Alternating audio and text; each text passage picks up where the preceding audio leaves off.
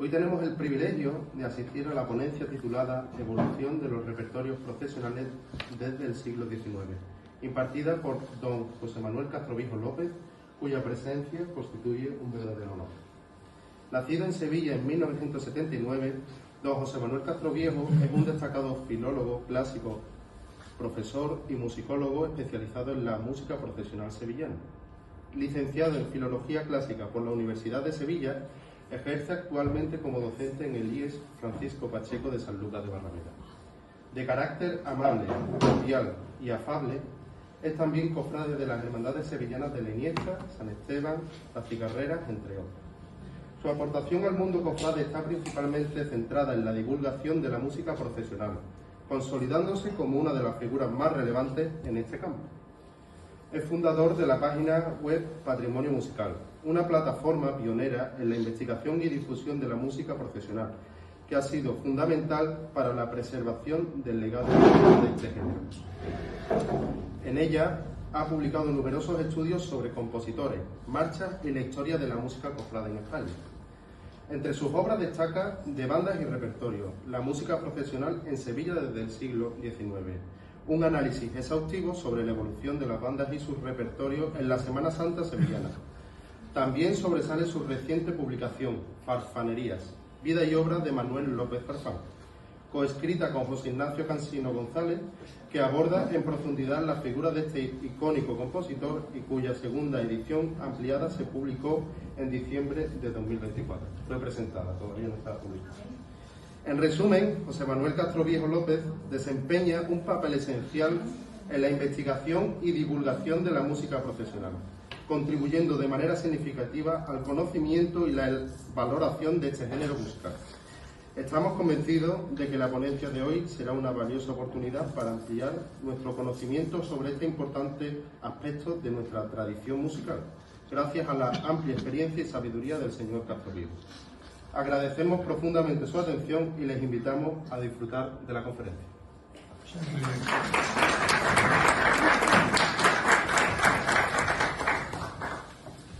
Buenas noches, muchas gracias por estar aquí. Cuando me invitaron hace unos meses, dije que sí porque conozco, no en la madrugada, pero sí conozco a alguien en la calle y tengo amigos aquí. Entonces, pues, estuve el año pasado mientras se montaban unos cultos y estuve con varios hermanos. Entonces ya, cuando me lo propusieron, ya conocía un poco los entresijos de la Casa Hermandad y dije que sí inmediatamente. Es un tema que manejo bastante, pero es un tema amplísimo. Hablar de los repertorios de las bandas de música desde el siglo XIX, pues bastante, podemos llevar aquí una semana, ¿no? Entonces, voy a dar unas pinceladas muy genéricas, algunas también en Sevilla, que es lo que yo manejo mejor, pero a raíz de eso también he sacado una correlación de datos de Jerez, ¿vale? Entonces voy a centrarme también en Jerez, ¿no? Y algunas de las cosas creo que van a ser o curiosas o desconocidas y hay alguna duda que espero que podamos resolver aquí, ¿no? Bueno, como introducción, en el siglo XIX, a lo largo del siglo XIX es cuando se configura el repertorio de las bandas como lo conocemos. Hay una serie de marchas, ¿vale?, que una banda ejecuta al final de una procesión detrás de un paso, ¿vale? Las bandas de música hasta el siglo XIX no estaban configuradas más o menos como las conocemos hoy, ¿vale? Con la revolución industrial se puede producir más y mejores instrumentos y entonces eso hace que las bandas de música eclosionen en el siglo XIX.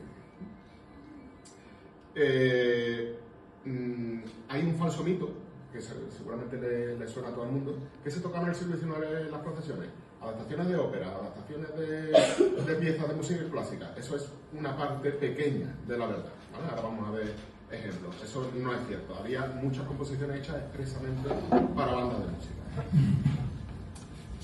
Luego, conforme avanza el siglo, sobre todo en la última década del siglo XIX, es cuando empiezan a aparecer más marchas dedicadas expresamente a las cofradías, ¿no? Hasta mediados del siglo XIX tenemos marchas fúnebres, pero a partir de mediados del siglo XIX ya empieza a haber marchas procesionales, marchas cofradieras, marchas dedicadas a las cofradías.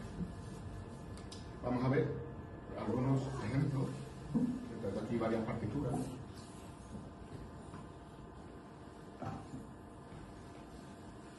Aquí tenemos una marcha de mediados del siglo XIX que se llama A la memoria de don Andrés Palatín, que era el director de la banda municipal de Sevilla por entonces. Esta marcha es de mediados del siglo XIX y está atestiguado que se tocó en Sevilla.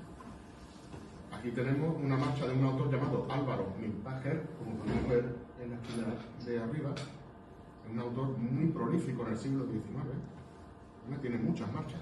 Algunas han llegado hasta el siglo XX, a principios del siglo XX, ya hoy son más raras.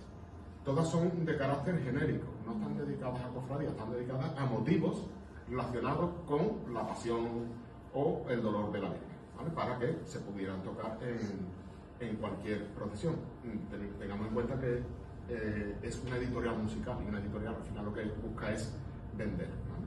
Hay marchas dedicadas en el siglo XIX, pero en su publicación de la editorial a veces no aparece la dedicatoria para no lastrar esa interpretación. Aquí tenemos una marcha que se llama Descansa en paz. Esta sí ha llegado hasta el siglo XX, ¿vale? de Ramón Roig.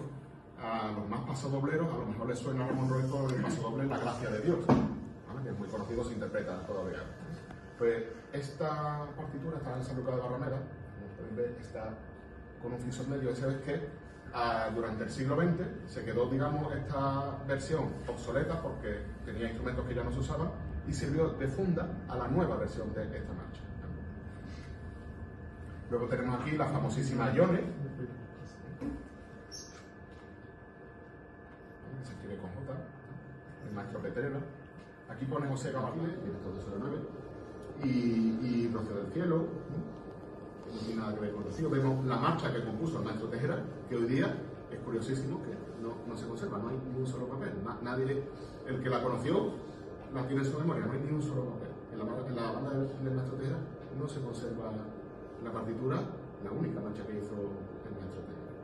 Vemos también algunas marchas de Panteón, de Los Ángeles, pues el Cristo de Santa Palabra. Eso es lo que se tocó aquí en la letra, seguramente las que más se tocaron, son mis compañeros, porque eran las que más le gustaba a la gente y a Tejera le gustaba mucho tocar. Pero aunque aceptara peticiones, al final era él el que mandaba. Maestro, ¿toque usted campanero? No, le toca más. Ya en época más reciente, Tejera vino aquí a la Veracruz, creo que en el año 93 y 94. Sí, pero digo en Semana Santa, ¿vale?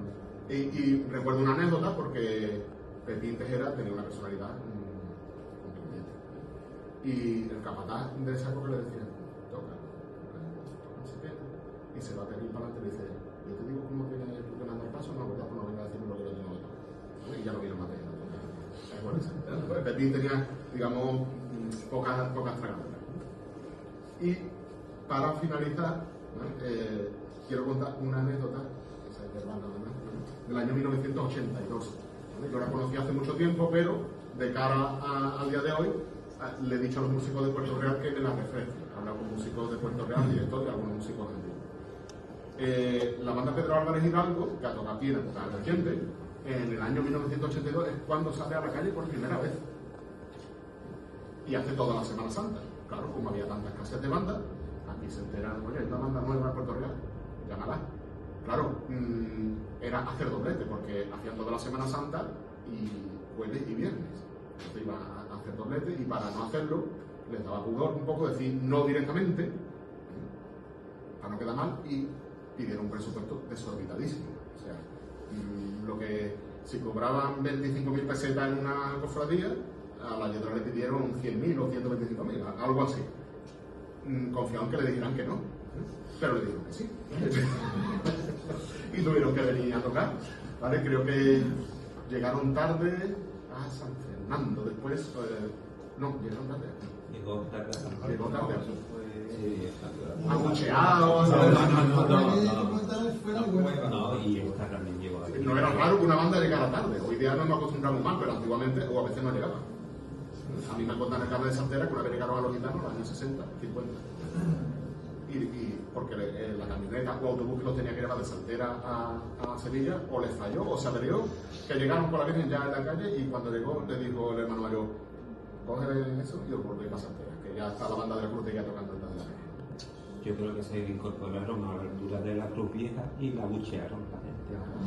Puede ser, casa. Claro, algunos eran muy jóvenes los que me han contado, entonces a lo mejor no recuerdan si fue la salida y seguramente a un poco de salir. Bueno, pues, ¿qué traía la banda de Puerto Real? Pues traía un repertorio, había pedido marchas a Sevilla sobre todo. Mándame algunas marchas de Sevilla, y trajeron Tres Sublimes de las Aguas, Campanillero, algunas marchas de San Fernando, de Agripino Lozano, La Oración del Puerto, y algunas que se divulgaban mucho, no en Sevilla, pero en otros muchos lugares, de Ricardo Dorado, Matermea, Santos Lugares, bueno, se ponen a tocar. Se pone a tocar y algún músico dice, yo recuerdo que alguna marcha la tuvimos que cortar. No le gusta. Total, dice, vamos a tocar Campanillero. No. Seguramente la banda no traía campanillas, no todas las bandas tenían campanillas, entonces el sonido de campanilla lo hacían tocando la cachina o en el aro de las cajas. Y dijeron, uy, los palillitos. Dice, toca los palillitos. Y a partir de cortar una o dos marchas o no gustarle, a partir de cierta calle, ya solo tocó Paso de los Campañeros durante todo el recorrido en número, eso sí se acuerda de esto, 53 veces Campañero, una detrás de otra. Lo contaban aquí cuando estuvieron aquí recientemente. Acabaron de Campanillero. También el director dice, ¿no quieres esta? ¿Te ha gustado esta? Pues esta es la única que vas a tener. Y un músico que era la primera vez que tocaba, tendría 11 o 12 años, dice, yo me lo pasé muy bien porque tocaba, me gustaban las marchas, venga, y las cofradías han cambiado mucho, pero estas anécdotas nos sirven para ver que no todo siempre ha sido ni igual, ni bueno, ni mejor, ni peor, simplemente distinto. ¿Vale? Así que, muchas gracias.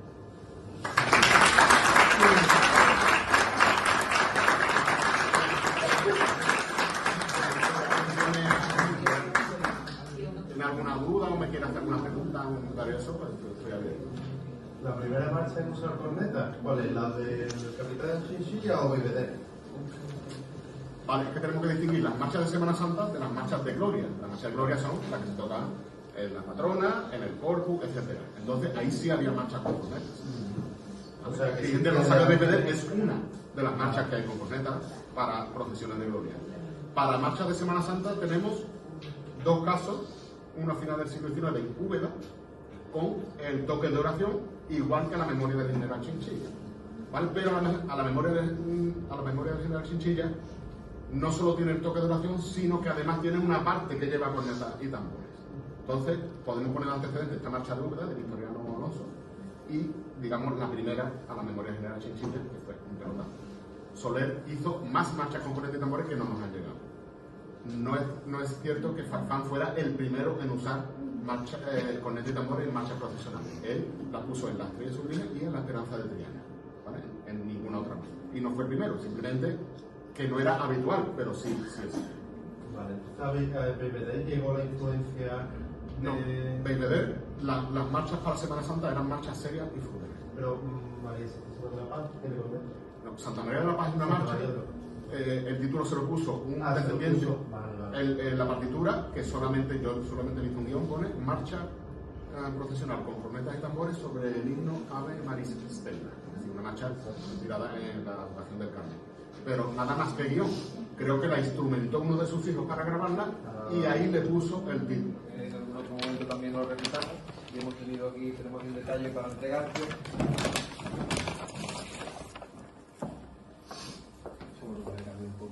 Un libro. Así que muchas gracias y que sepas que sé que eres ya, creo que eres de 10 cofradías, ¿no? 9. No, por eso te digo. Vale. Ahora te acabamos de escribir. Muchas gracias. Así que nada, muchas gracias por todo, ¿eh? Muchas gracias.